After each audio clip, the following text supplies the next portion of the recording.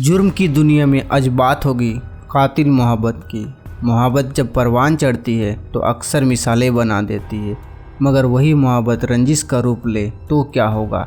आज की कहानी ऐसे ही है, जहां एक आशिक अपनी मोहब्बत का बदला लेने के लिए सारी हदें पार कर देता है। नमस्कार दोस्तों, आप सुन रहे हैं रियल क्राइम स्टोरी। तो ये बात है 3 अप्रैल 2023 और ये घटना छत्तीसगढ़ के कबीरधाम जिले में हुई थी और ये गांव था चमारी गांव, जो कि नक्सल प्रभावित क्षेत्र है। 3 अप्रैल को चमारी गांव के एक घर में सोमवार करीब 9 बजे के आसपास एक जोरदार धमाका होता है। इस धमाके से आसपास का इलाका पूरी तरह से दहल जाता है। अंदेशा था कि हो ना हो ये किसी तरह नक्सली साजिश थी, मगर हकीकत तो कुछ और ही होने वाली थी। इस वारदात को अभी कुछ ही मिनट गुजरे होंगे कि मालूम चलता है कि धमाके में 2 युवक की मौत हो गई है। दोनों युवक उसी घर में थे जहां ये वारदात पेश आई, लिहाजा फौरन इस मामले की इत्तला पुलिस को दी जाती है। सूचना मिलते ही पुलिस वहां पहुंचती है।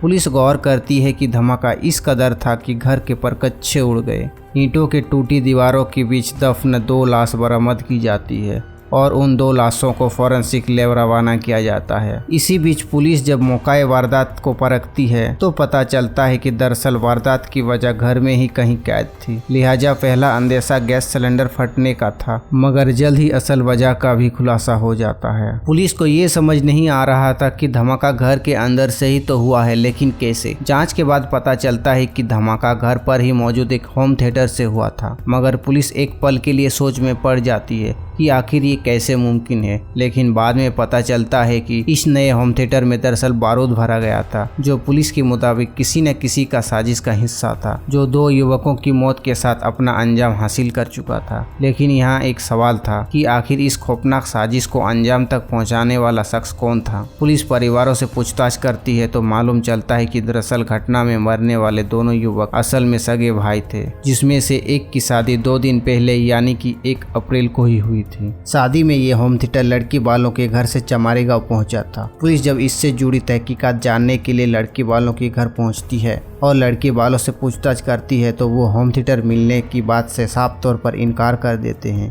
पुलिस सोच में पड़ जाती है कि आखिर ये होम थिएटर आया तो आया कहां से। लेकिन होम थिएटर के डिब्बे से इलेक्ट्रॉनिक शोरूम का पता चल जाता है तो पुलिस फौरन उस शोरूम में पहुंचती है। फिर दुकानदार पुलिस को उसके बारे में सब कुछ बताता है जिसने ये होम थिएटर खरीदा था। दुकानदार एक जानकारी देता है। अब पुलिस के हाथ इस पूरे मामले में पहली बार एक पुख्ता सबूत हाथ लगता है। जो ये होम थिएटर खरीदा था उसका नाम था सरजू मरकाम और पेशा था ऑटो मैकेनिक। पुलिस प्रदेश के चप्पे चप्पे पर उसकी तलाश करती है और कुछ ही घंटों में उसे मध्य प्रदेश के बालाघाट से गिरफ्तार कर लिया जाता है। अब बारी थी पुलिस की पूछताछ की। कड़ी तहकीकात में सरजू मरकाम एक के बाद एक वारदात से जुड़ी सारी हकीकत कबूल कर लेता है। पुलिस को बताता है कि दरअसल मृत युवक उसके प्रेमिका का पति था। इसकी 3 दिन पहले शादी हुई थी। सरजू मरकाम मूल रूप से बालाघाट का रहने वाला था।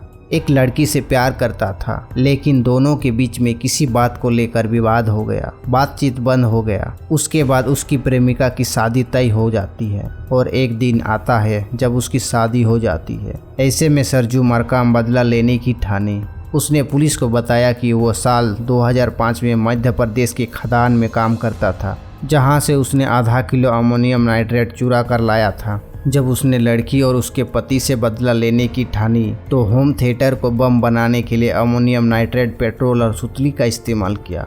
उसके बाद उसने होम थिएटर में बारूद भरकर उस लड़की को गिफ्ट कर दिया, यानी कि अपने प्रेमिका को गिफ्ट में दे दिया। लेकिन उसे शादी में बुलाया नहीं गया था, तो सरजू होम थिएटर लेकर उस लड़की के घर में चुपचाप रख देता है और इस तरह से ये गिफ्ट प्रेमिका के ससुराल तक पहुंच जाता है। शादी के 2 दिन बाद लड़की अपने मायके वापस आ जाती है। तब लड़के ने अपने भाई के साथ होम थिएटर चलाने की कोशिश, लेकिन जैसे ही उसने होम थिएटर ऑन किया एक जोरदार धमाका हुआ, जिसमें दोनों भाई की मौत हो गई।